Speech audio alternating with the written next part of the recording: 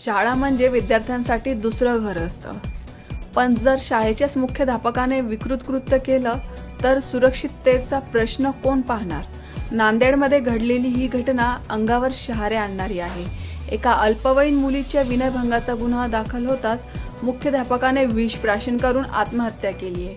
आता या प्रकरणाने वेगळं वळण घेतलं आहे, कारण मृत मुख्याध्यापकाच्या कुटुंबियांनीच पीडित मुलगी आणि तिच्या कुटुंबावर आत्महत्येस प्रवृत्त केल्याचा गुन्हा दाखल केला आहे. काल पोलीस स्टेशन शिवाजीनगर येथे एक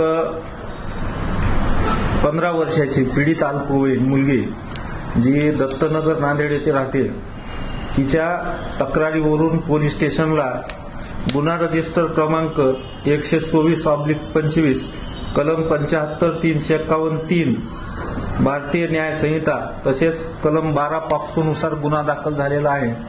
सदर तक्रारीमध्ये पीडित हिने ती ज्या शाळेत शिकते त्या शाळेच्या मुख्याध्यापकाने अश्लील व्हिडिओ तिच्या व्हॉट्सअप मोबाईलवर पाठवले अशा प्रकारची तक्रार केलेली होती.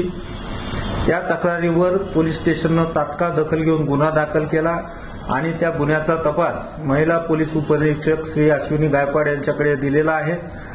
त्याच्यानंतर सदर गुन्ह्यातील जे आरोपी होते त्या आरोपींनी त्या ठिकाणी विष प्राशन केलं आणि विष प्राशन करून त्यांना उपचारासाठी ग्लोबल हॉस्पिटल नांदेड येथे आणण्यात आलं.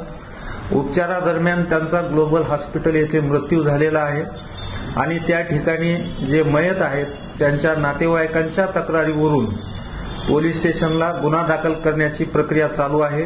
पोस्टमार्टमच्या नोट्स आम्हाला आताच उपलब्ध झालेल्या आहेत आणि त्याच्यामध्ये एक सुसाईड नोट त्यांनी लिहून ठेवलेली आहे आणि त्या सुसाईड नोटनुसार त्यांच्या मुलांनी जी पोलीस स्टेशनला तक्रार दिलेली आहे त्यावरून हा सदरचा गुन्हा दाखल करण्यात आलेला आहे आणि त्या ठिकाणी पुढील तपास करून पुरावा मिळून आल्यास त्या ठिकाणी पुढची कायदेशीर कार्यवाही केली जाईल. सर, सुसाईड नोटमध्ये असं काय लिहिलेलं आहे? सुसाईड नोटमध्ये त्यांनी पीडित मुलगी जी आहे त्या पीडित मुलीच्या नातेवाईकांनी त्यांना टॉर्चर केलं अशा प्रकारचा मजकूर त्या सुसाईड नोटमध्ये आहे.